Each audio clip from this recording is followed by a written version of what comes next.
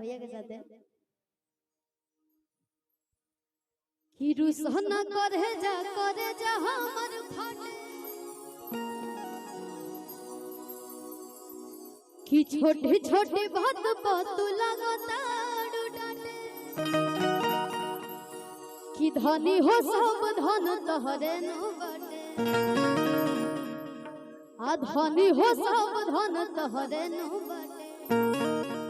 जौन औरतिया जेकर हस्बैंड ज्यादा प्यारा होखेलन जा औरतिया शक करे ली जन तो खिसी में पता बका कहे जन लेके थरिया खोजेला तारा करहिया आग लाग जाला दिल के भीतरिया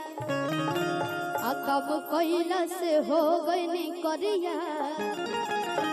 आ हम तो नैहरे में रहिए सवरिया अरे रुसहना करे जा हमर फाटे कि छोटी छोटी बात तू लगता कि धनी हो सब धन तोहरे नु बाटे भैया कि धनी हो सब धन तोहरे नु बाटे धनी हो सब धन तोहरे नु लेके थरिया खोजे हतर करिया आग लाग जाला दिल के भीतरिया कब कइला से हो गइनी करिया तो नैहरे में रहिए सवरिया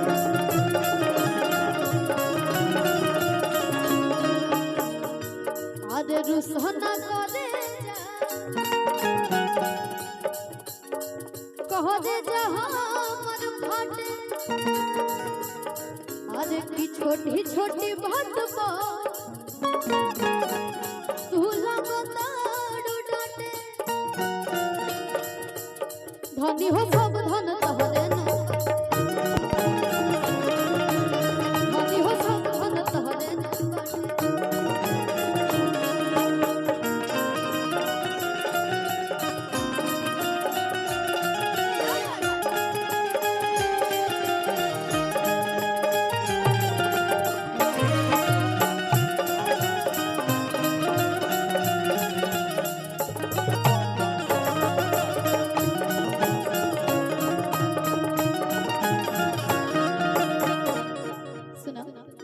मदद मेहरारू के बीच में लड़ाई झगड़ा चलत रहेला लेकिन हिती हिती बात पे बहुत नाराज हो जाले खिदा तू पीसी के खिसी मैं सानलू आता तू प्यार के अच्छा जस कोई देलू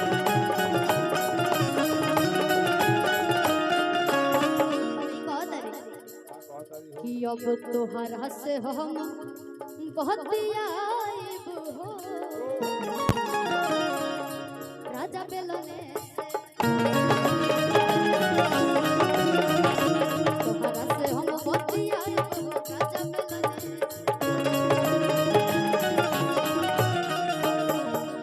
कि बड़ी परेशान हम भइनी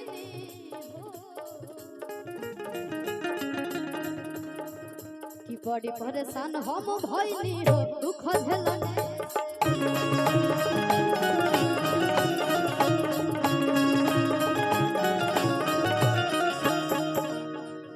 आज रुसहना करे जा हमर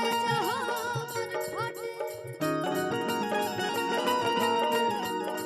आज की छुरी धरा है चूड़ी के हाथे भैया की तरफ से बहुत बहुत रुपए का आशीर्वाद